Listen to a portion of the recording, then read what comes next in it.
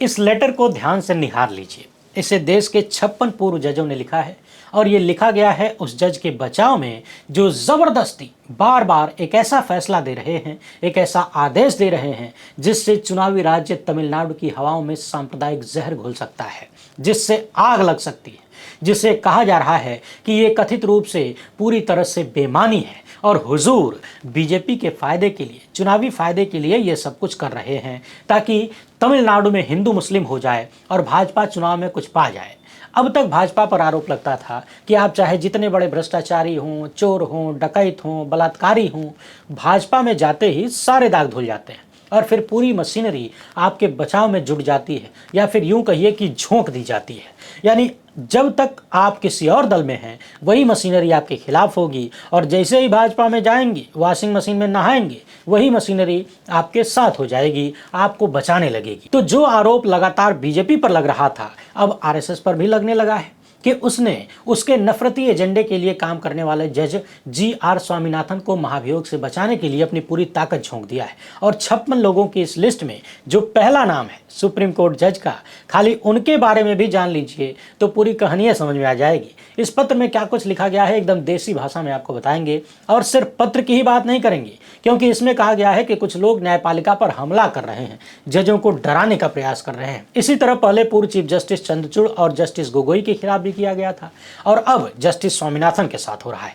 तो इस पत्र पर बात करने के साथ साथ हम ये भी पता लगाने का प्रयास करेंगे कि यही 56 लोग न्यायपालिका की स्वतंत्रता की बात उस वक्त क्यों नहीं करते जब न्यायपालिका सच में बहुत खतरे में होती है और ऐसे ऐसे कांड किए जाते हैं जो लोगों का भरोसा हमारी न्यायपालिका में कमजोर करते हैं। वीडियो काफ़ी ज़बरदस्त होने वाली है, इसलिए आखिर तक देखिएगा। आज ये भी देखने का वक्त है कि हुजूर ने, हमारे विश्वगुरु ने भारत में ऐसा अमृतकाल बनाया है कि हर साल 2 लाख लोग भारत छोड़ के जा रहे हैं और उधर राष्ट्रीय सेठ को बचाने के लिए मोदी सत्ता ने एक बार फिर से भारत को दुनिया में बदनाम करने वाला काम किया है। इन सब पर एकदम तगड़ी वाली बात करेंगे, मगर उससे पहले आप सभी से एक छोटी सी अपील है।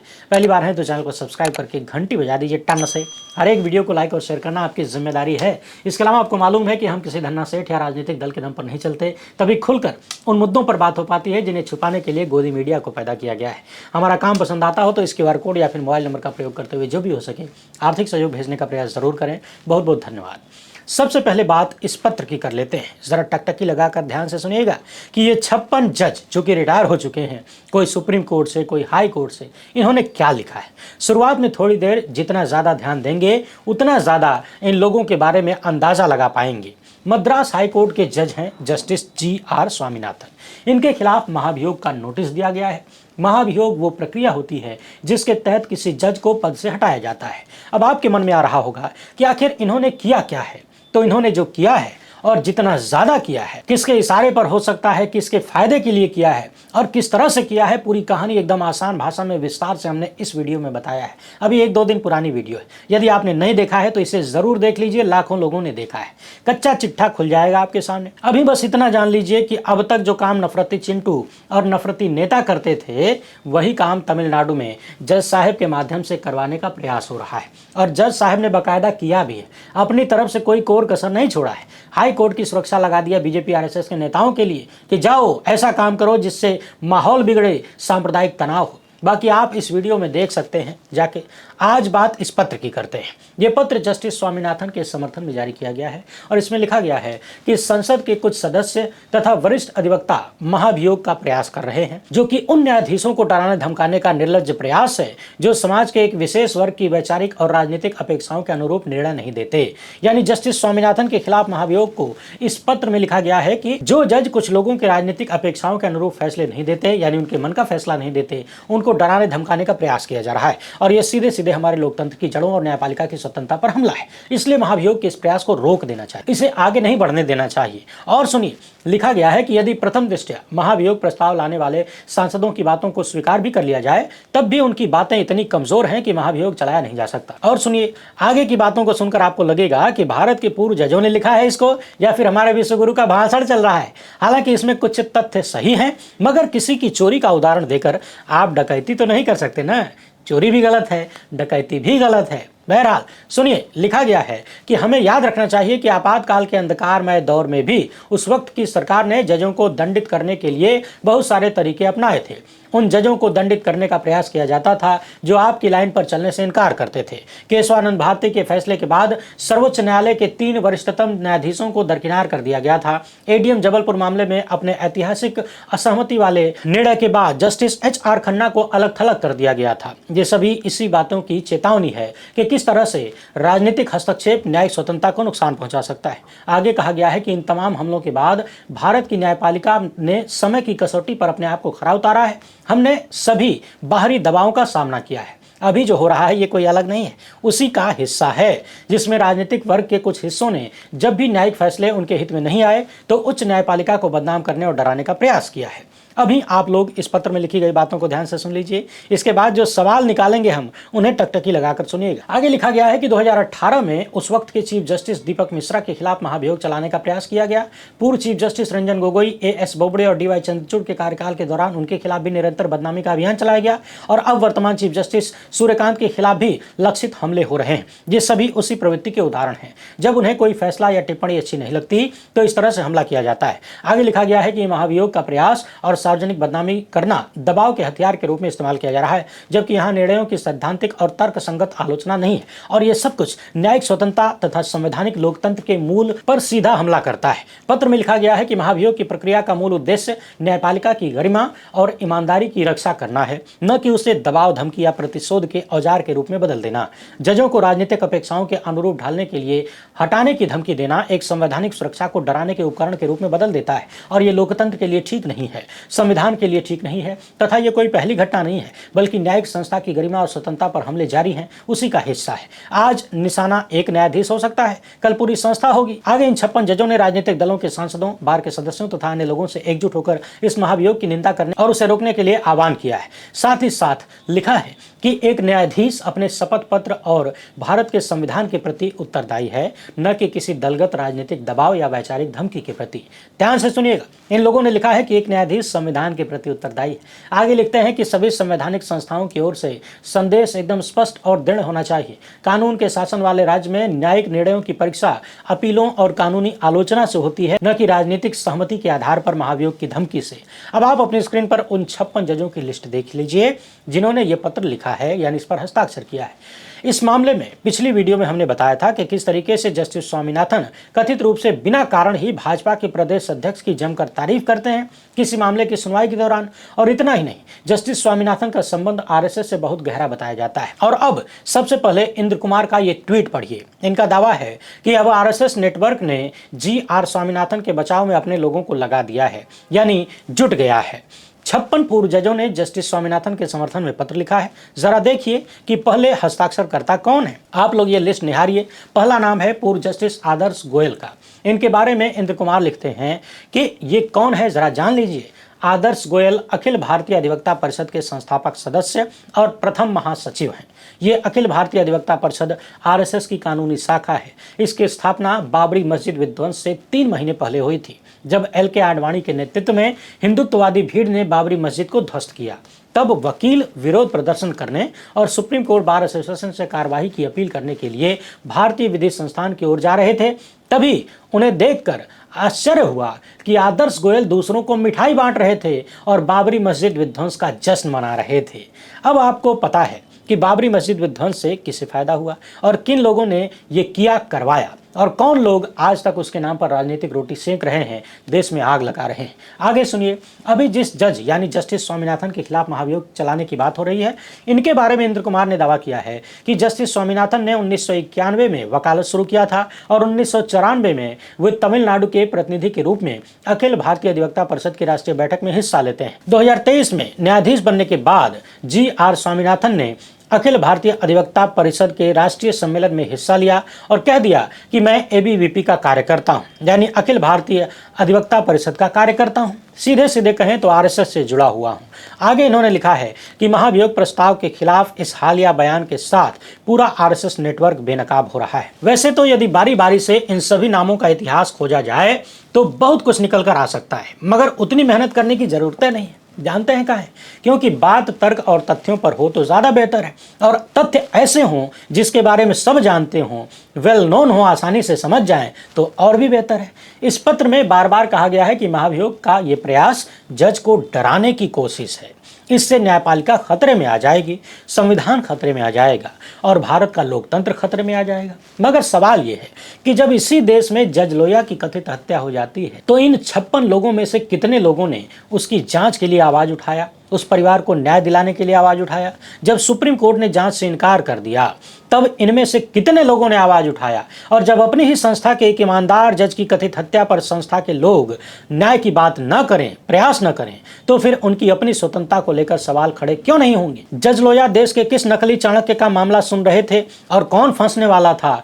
जज लोया को किसने 5 करोड़ घूस की पेशकश की थी, आप सब जानते हैं। जरा पता लगाइए। जब चुन चुनकर मोदी सरकार के हक के फैसले देने वाले जजों को रिटायरमेंट के बाद बड़े बड़े पदों पर बिठाया जा रहा है, जब बार बार हाईकोर्ट से लेकर सुप्रीम कोर्ट और निचली अदालतों के भी जजों के बिक जाने और सत्ता के आगे लौट जाने के आरोप लग रहे हैं, तब इन 56 न्यायाधीशों ने कितने पत्र लिखे और कब कहा कि न्यायपालिका खतरे में है? जब भ्रष्टाचार के आरोपों से ग्रसित लोगों को अदालतों में जज बनाया जा रहा है, जब बीजेपी और आरएसएस से जुड़े हुए लोगों को न्यायपालिका में बिठाया जा रहा है, तब क्या इन लोगों ने कभी बोला कि न्यायपालिका खतरे में है? जरा पता लगाइए। जब कलकत्ता हाईकोर्ट के जस्टिस गंगोपाध्याय ने अपने पद से इस्तीफा देकर बीजेपी के टिकट पर चुनाव लड़ा, सांसद बने और पद पर रहते हुए लगातार टीएमसी सरकार को निशाने पर लेते थे, बेमतलब टिप्पणियां करते थे, क्या तब इन 56 लोगों ने कहा कि न्यायपालिका खतरे में? जब वहीं के एक अन्य जज ने कहा कि मैं हमेशा से आरएसएस का कार्य करता हूं और जब वो लोग बुलाएंगे तब मैं चला जाऊंगा, क्या तब किसी ने कहा कि न्यायपालिका खतरे में है? जब मध्य प्रदेश की एक महिला जज दूसरे वरिष्ठ जज पर यौन शोषण का आरोप लगाती है, राष्ट्रपति से लेकर चीफ जस्टिस तक को पत्र लिखती है,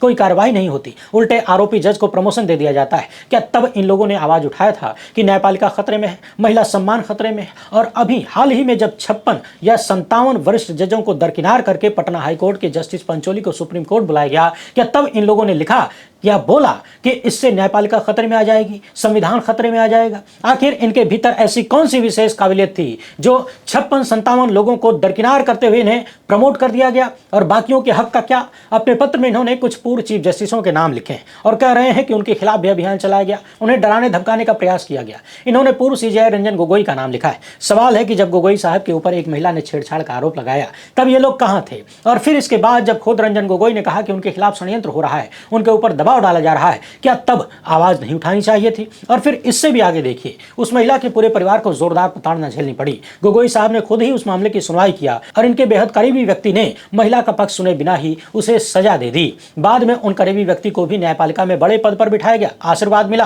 पूर्व में हमने इन सारे मामलों पर चर्चा किया है। उनका नाम था एसपी सिंह। और अब याद करिए, रंजन गोगोई साहब के ज्यादातर फैसले मोदी सरकार के पक्ष में थे और जाते जाते इन्होंने मोदी सत्ता को इतना खुश कर दिया कि रिटायरमेंट के कुछ ही महीने बाद इन्हें भाजपा की तरफ से राज्यसभा की कुर्सी दे दी गई। सवाल यह है कि क्या इन 56 पूर्व न्यायाधीशों ने तब आवाज उठाई कि इससे न्यायपालिका खतरे में आ जाएगी, उसकी साख बर्बाद होगी, लोगों का भरोसा टूटेगा? और मजे की बात देखिए, इस पत्र में लिखा गया है कि पूर्व चीफ जस्टिस दीपक मिश्रा के खिलाफ भी महाभियोग चलाने का प्रयास किया गया।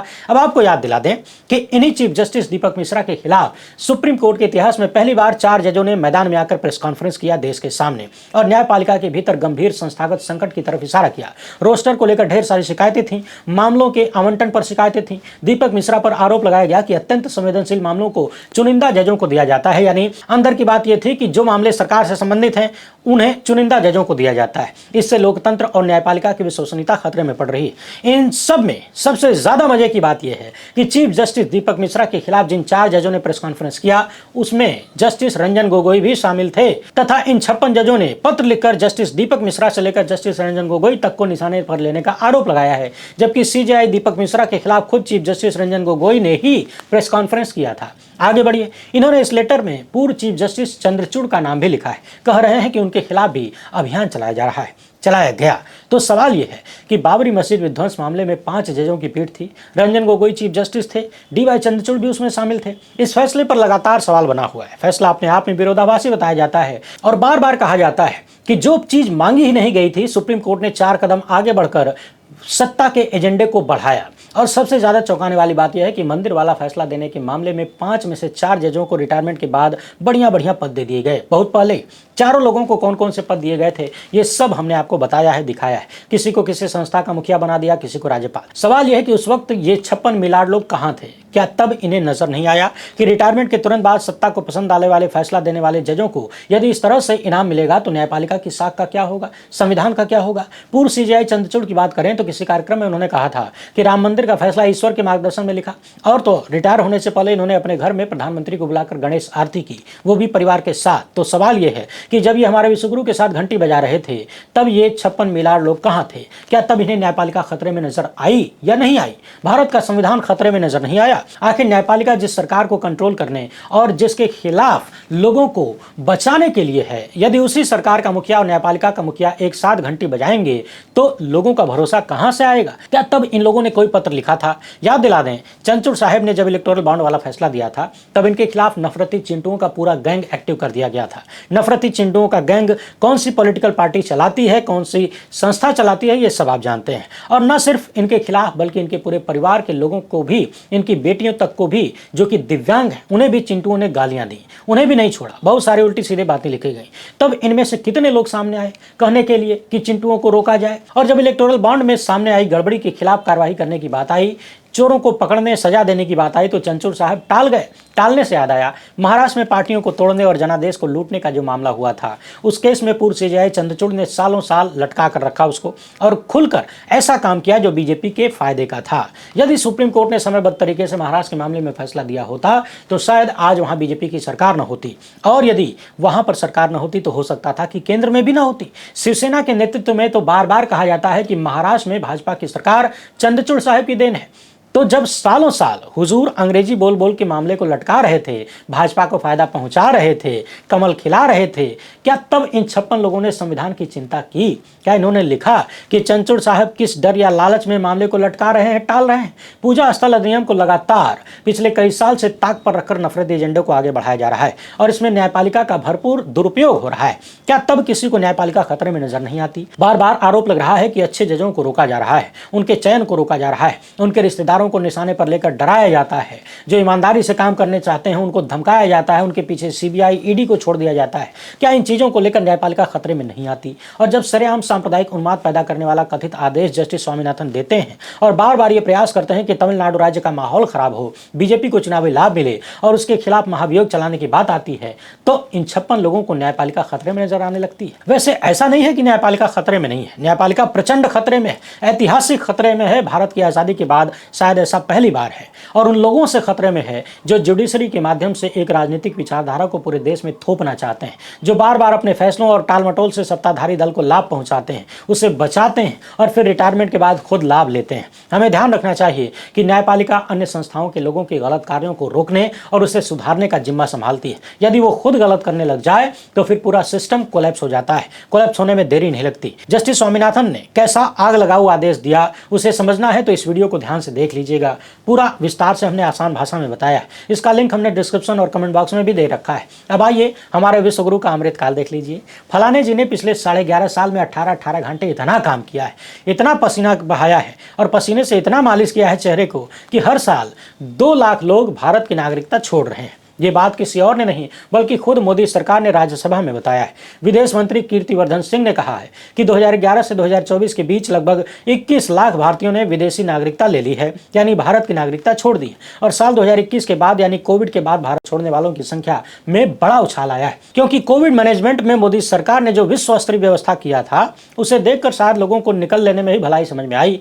कोविड वाले साल में भारत छोड़ने वालों की संख्या 85,000 के करीब थी और अब उसके बाद हर साल लगभग 2 लाख के आसपास पहुंच गई। सरकार ने यह भी बताया है कि पिछले 3 सालों में मिडिल ईस्ट के देशों से 5,945 भारतीय नागरिकों को निकाल दिया गया, यानी ये लोग उन देशों के लिए कथित रूप से खतरा थे। इसके अलावा कुवैत अग्निकांड में मारे गए 45 भारतीयों के शवों को भी भारत लाया गया। लेकिन जरा सोचिए, पिछले 5 साल में 9 लाख भारतीय विदेश में जाकर बस गए। 2011 से लेकर 24 के बीच 21 लाख लोगों ने भारत की नागरिकता छोड़ दी। तब भी छोड़ दी जब हम 5 ट्रिलियन हो गए, और तब भी छोड़ दिया जब मंदिर बन गया, कॉरिडोर बन गया। हमें लगता है इन लोगों को 15-15 लाख पक्का मिल गया होता, इसीलिए चुपचाप निकल गए, बताए भी नहीं। बहरहाल, बताने से याद आया, राष्ट्रीय सेठ को बचाने के लिए मोदी सरकार ने न बताने का फैसला किया है। एक नया रिकॉर्ड बना दिया है न बताने का। अमेरिकी प्रतिभूति और विनिमय आयोग ने पिछले 8 महीने में 5 बार भारत के विधि और न्याय मंत्रालय से कहा कि कानूनी दस्तावेज नोटिस गौतम अडानी और सागर अडानी को भेज दीजिए, सौंप दीजिए, कहे कि वो लोग भारत में रहते हैं। लेकिन भारत सरकार अडानी और उनके भतीजे को वो कागजात दे ही नहीं रही है, नोटिस में नहीं पहुंचा रही है। आपने देखा होगा, यदि आप किसी के खिलाफ अदालत चले जाएं, वहां से कोई नोटिस जारी हो या समन हो, तो लोग डाकिए को खर्चा पानी दे के वापस भेज देते हैं और कह देते हैं कि कह देना कोई मिला ही नहीं, इसीलिए वापस आ गया। सेठ के बचाव में ऐसा लग रहा है कि विश्व गुरु की सरकार भी वही काम कर रही है। बाकी आप लोग टेंशन मत लीजिए, बड़े बड़े अमृतकाल में ऐसे बड़े बड़े सेठों को बड़ा बनाए रखने के लिए, बड़ा बनाने के लिए ये सब करना ही पड़ता है। फिलहाल वीडियो पसंद आई हो तो ज़्यादा से ज़्यादा लोगों तक पहुँचाएं। पहली बार है तो चैनल को सब्सक्राइब कर लीजिए। हमसे जुड़ने के लिए बहुत बहुत धन्यवाद। जय हिंद।